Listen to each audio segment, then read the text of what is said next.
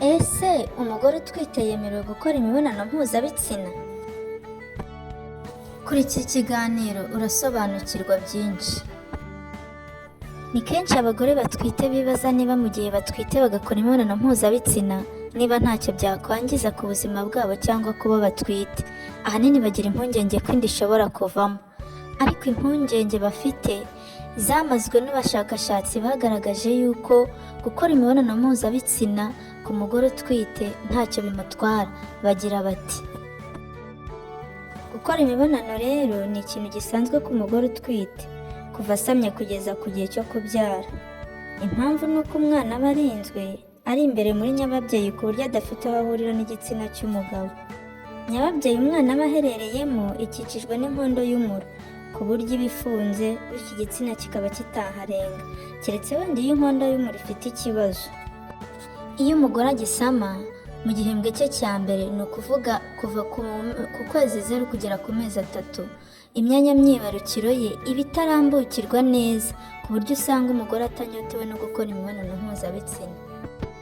Igihembwe cya kabiri iyo kije, usanga ibibazo umugore yari afite bitangira kugenda bishira, birimo kugira isesemi, guhurwa ibiryo. Ibyo byose iyo bimaze gushira, amaraso atangiye gutembera neza mu mubiri we, bityo atangira kunyoterwa no kongera gukora imibonano mpuzabitsina. Mu gihembwe cya gatatu, ari nacyo cya nyuma ababyeyi barukamo, usanga impungenge ariho ziba nyinshi, bakibaza niba bashobora gukora imibonano mpuzabitsina. Ahangaha impamvu bagira impungenge cyane ni uko inda iba yaramaze kuba nkuru. Abaganga rero bagira abagore batwite inama yo kudakora imibonano mpuzabitsina mu byumweru bya nyuma byo kubyara.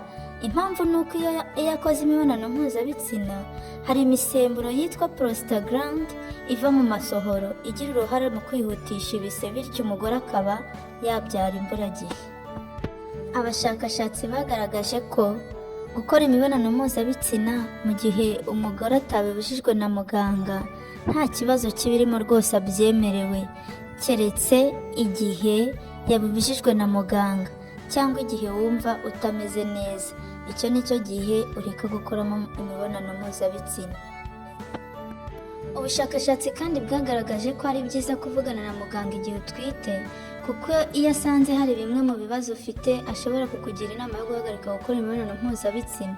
Niba ufite bimwe muri ibi bibazo, niba ufite ibyago byinshi byo kubyara mbere y'igihe cyagenwe, niba ujya utwite inda zikavamo, niba ufite ikibazo cyo kuva mu gihe utwite, niba hari ibimenyetso ko nyababyeyi ishobora kwifungura bitunguranye, ububabare bukabije, niba utwite abana barenze umwe, niba isuha yamenetse hakiri kare cyane.